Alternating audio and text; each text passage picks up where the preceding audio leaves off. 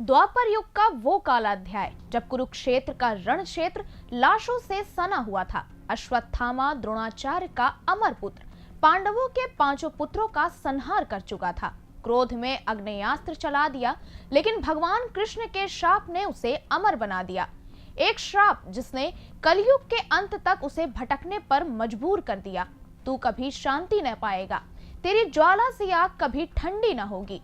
कृष्ण की वो गूंजदार सजा आज भी असीरगढ़ के पहाड़ों में गूंजती है। मान्यता है कि अश्वत्थामा इसी किले के गुप्तेश्वर महादेव मंदिर में रोज सुबह आता है भगवान शिव को फूल चढ़ाने, लेकिन रात के अंधेरे में वो भटकता फिरता है। चेहरे पर खुला घाव, माथे में खून टपकता हुआ, तिलक के लिए हल्दी और तेल मांगता हुआ। नमस्कार, शब्द सांची में आपका स्वागत है। मैं हूं आपके साथ दिव्यांशी। यूं तो अश्वत्थामा को ज्यादा लोगों ने नहीं देखा, लेकिन जिसने भी उसे देखा वो पागल हो गया। ये किला महाभारत से जुड़ा हुआ है क्योंकि ये खांडव वन का हिस्सा माना जाता है, जहां अर्जुन और कृष्ण ने अग्नि से जंगल जलाया था। मंदिर तो 5000 साल पुराना है। महाभारत काल का अश्वत्थामा का श्राप भी यहीं का है और किले का नाम असीर भी उसी ज्वाला से प्रेरित है। ये तो वो बातें हैं जो हम में से कई लोगों को मालूम होंगी। अब चलिए इस किले की सच्ची और इतिहास की कहानी सुनते हैं शुरू से। असीरगढ़ किला मध्य प्रदेश के बुरहानपुर से 20 किलोमीटर उत्तर में सतपुड़ा की पहाड़ियों पर बसा है। ये नर्मदा और ताप्ती नदियों के बीच का वो दर्रा नियंत्रित करता है जिसे डेक्कन की चाबी कहा जाता है। उत्तर भारत से दक्षिण की राह यहीं से होकर गुजरती है। किले की नींव 9वीं शताब्दी के तंग राजपूतों ने डाली, जो निमाड़ इलाके पर राज करते थे। 13वीं शताब्दी तक ये उनके साथ रहा। फिर तोमर और चौहान राजपूतों ने इसे अधीन कर लिया। लेकिन किले का असली निर्माण 15वीं शताब्दी में हुआ, जब अहीर वंश के राजा आसा अहीर ने इसे बनवाया था। तब इस किले का नाम पड़ा आसा अहीरगढ़, जो बाद में असीरगढ़ हो गया था।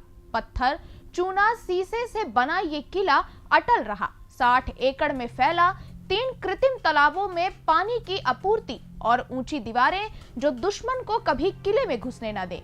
फिर 14वीं शताब्दी में खान देश के फारूकी सुल्तानों ने इस किले पर कब्जा कर लिया। नासिर खान ने इसे अपनी राजधानी बनाया। 2 सदी तक फारूकी यहाँ राज करते रहे। बुरहानपुर शहर भी इन्होंने ही बसाया था। लेकिन 1599 में मुगल बादशाह अकबर ने इस किले पर आक्रमण किया और बुरहानपुर को फतह कर लिया, यानी कि जीत लिया। मगर इतनी भीषण लड़ाई के बाद भी किला नहीं झुका। फिर शाहजहां और जहांगीर ने इसे मजबूत किया। शाहजहां के समय असीरगढ़ मुगलों का गढ़ था। 1631 में शाहजहां दक्षिण अभियान पर थे, जहां वो अपनी बेगम मुमताज महल के साथ बुरहानपुर पहुंचे तो मुमताज ने अपने 14वें बच्चे गौहर आरा बेगम को जन्म दिया। लेकिन 30 घंटे की पीड़ा के बाद खून बहने से उनकी मौत हो गई। किले के पास ही ताप्ती नदी के किनारे जैनाबाद बाग में उन्हें दफनाया गया था।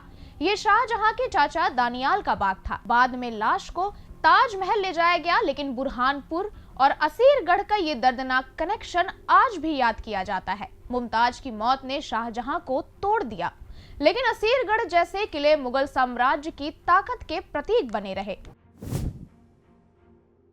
इसके बाद एंट्री होती है औरंगजेब की, मुगल का सबसे क्रूर बादशाह, जिसकी 1685 में दक्षिण जीतने के चक्कर में असीरगढ़ पर नजर पड़ती है, जिस पर उसके बेटे मिर्जा आजम ने कब्जा कर रखा था। लेकिन पिता पुत्र का झगड़ा भड़क गया। औरंगजेब ने किले की घेराबंदी की। महीनों चली लड़ाई में तोपें गरजी, लेकिन किला अटल रहा। आखिरकार आजम ने हार मान ली और किला सरेंडर कर दिया। औरंगजेब ने इसे दक्षिणी सीमा का गेट बना लिया। ये घटना मुगल परिवार की कलह का प्रतीक बनी। औरंगजेब की महत्वाकांक्षा ने न सिर्फ किला बल्कि उसके अपने खून को भी लील लिया। इसके बाद 18वीं शताब्दी में मराठों ने इस किले पर कब्जा कर लिया, जहां होलकर और सिंधिया ने इसे संभाल लिया था। 1803 में एल्गो और मराठा युद्ध में ब्रिटिश ने आसानी से इस किले पर कब्जा कर लिया और 1819 के तीसरे युद्ध में ये आखिरी मराठा गढ़ था। लेकिन ब्रिटिशों ने तोपों से हमला किया और 9 अप्रैल को किला फतह कर लिया। फिर ब्रिटिश काल में ये किला खंडहर बन गया, जो आज एक पर्यटन स्थान बनकर रह गया है। 2025 में बॉलीवुड फिल्म छावा ने इस किले को लेकर फिर से हलचल मचा दी। फिल्म में दिखाया गया कि मुगलों ने संभाजी के कैंप से लूटा सोना असीरगढ़ में छिपा दिया, जिसके बाद कई लोगों ने फिल्म देखने के बाद मार्च 2025 में किले के आसपास खेतों में पहाड़ियों पर खजाने की लालच में खुदाई की, जिसके बाद पुलिस ने इस पर रोक लगाई। लेकिन लोकल लेजेंड कहते हैं कि खजाना किले के गुप्त तहखानों में या फिर गुप्तेश्वर मंदिर के नीचे है। कोई ठोस जगह नहीं मिली है, लेकिन अफवाहें कहती हैं कि रात में चमकती रोशनी वो खजाने की चेतावनी है।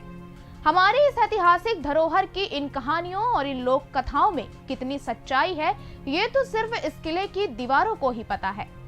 आज के लिए बस इतना ही, फिर मिलेंगे अगली वीडियो में। तब तक के लिए बने रहिए शब्द साझी के साथ। धन्यवाद।